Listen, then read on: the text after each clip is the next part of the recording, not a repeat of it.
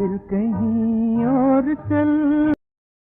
علی گڑھ مسلم یونیورسٹی کا چراغ جس نے بالی ووڈ کو روشن کیا. رومان پسند عہد کے گیتوں کو اپنی آواز سے لازوال بنایا. درد بھری آواز میں گیت آج بھی مقبول. دکھ درد اور کرب کا ترجمان. آواز ایسی کہ غم دل میں اترنے لگے. شہنشاہ غزل طلعت محمود 24 فروری 1924 کو لکھنؤ میں پیدا ہوئے. طلعت محمود کے والد کی آواز بھی اچھی تھی اور وہ نعتیں پڑھا کرتے تھے. انہوں نے بھی اپنے والد کا اثر لیا اور چھوٹی عمر میں نعتیں پڑھنا شروع کر دیں. طلعت محمود کے والد منظور صاحب کی آواز میں اقبال کی شکوہ اور جواب شکوہ لکھنؤ ریڈیو سے نشر ہوئیں. آواز کے جادوگر طلعت محمود کو سروں سے محبت ہوئی اور میوزک کا سامان بیچنے والی دکانوں اور آل انڈیا ریڈیو کے ریکارڈنگ اسٹوڈیو کے چکر لگائے. انہیں ابتدا میں اپنے گھر والوں کی مخالفت کا سامنا کرنا پڑا. 15 سال کی عمر میں انہوں نے لکھنؤ ریڈیو سے اپنے فنی کیریئر کا آغاز کیا. طلعت محمود کندر لال سہگل کی آواز پر مرتے تھے. لکھنؤ میں میوزک کے سب سے اہم ادارے مورسی کالج آف میوزک میں داخلہ لیا. ایک دن HMV کی ٹیم کی ان پر نظر پڑی اور طلعت محمود کا لکھنؤ سے باہر کا سفر شروع ہوا. کلکتہ میں طلعت محمود کی آواز میں یہ گیت ریکارڈ کرایا گیا. اب دن ایک سمان نہیں تھا، بن جاؤں گا کیا سے کیا میں. فلمی دنیا سے ناطہ جوڑنے پر طلعت محمود کو اپنے گھر والوں کی ناراضی کا بھی سامنا کرنا پڑا. انہوں نے انہیں راضی کر ہی لیا. 20 برس کی عمر میں فلم سمیتی میں ایک چھوٹا سا کردار بھی ملا. اسی دوران طلعت محمود کے اپنے پیارے گلوکار KL سہگل سے ملاقات ہوئی. سبر داس گپتا کے بڑے بھائی کمل داس گپتا نے طلعت محمود کی آواز میں اپنا گیت تصویر تیری دل میرا بہلا نہ سکے گی ریکارڈ کروایا. فیاض ہاشمی کے لکھے اس گیت نے طلعت محمود کو شہرت کی بلندیوں پر پہنچا دیا.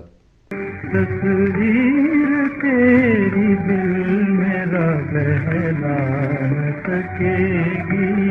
اس کے بعد انہوں نے تپن کمار کے نام سے بہت سے گیت ریکارڈ کرائے. بیشتر بنگلہ زبان کے گیت تھے. ہندی فلموں میں کیریئر بنانے کی نیت سے طلعت محمود کلکتہ سے ممبئی آ گئے. 1951 میں فلم آرزو میں طلعت محمود کی آواز میں اس گیت سے بھی انہیں شہرت ملی. اے دل مجھے ایسی جگہ لے چل جہاں کوئی نہ ہو. طلعت محمود کی آواز دلیپ کمار کے لیے بہت موزوں تھی. پھر وہ دن بھی آیا جب ان کی آواز کو دلیپ کمار کی آواز کے طور پر پہچانا جانے لگا. دلیپ کمار نے بھی اس بات کا اعتراف کیا کہ وہ طلعت محمود کی آواز کے سہارے ہی شہنشاہ جذبات بنے. طلعت محمود نے یوں تو دیو آنند اور راج کپور کے لیے بھی گیت گائے، مگر دلیپ کمار کی فلموں میں ان کے گیت زیادہ مقبول ہوئے. تلفظ اور لہجے پر عبور بھی انہیں دیگر گلوکاروں سے منفرد بناتا تھا. طلعت محمود گیتوں کے انتخاب میں شاعری کا بھی خیال کرتے تھے. کبھی کبھار تو ایسا بھی ہوا کہ کوئی نغمہ انہیں پسند نہیں آیا تو انہوں نے اس گیت کو گانے سے ہی انکار کر دیا. طلعت محمود شکل و صورت کے بھی اچھے تھے اور اسی لیے انہیں بطور ہیرو بھی فلموں میں سائن کیا گیا، لیکن وہ اس میدان میں کامیاب نہ ہو سکے. دل ناداں، ڈاک بابو، ایک گاؤں کی کہانی، مالک اور سونے کی چڑیا میں اداکاری کے جوہر دکھائے. انہوں نے نوتن اور سریا جیسی ہیروئنز کے ساتھ کام کیا. دلیپ کمار کہتے ہیں طلعت محمود ایک عمدہ گلوکار ہی نہ تھے بلکہ شریف، مہذب اور شائستہ انسان بھی تھے.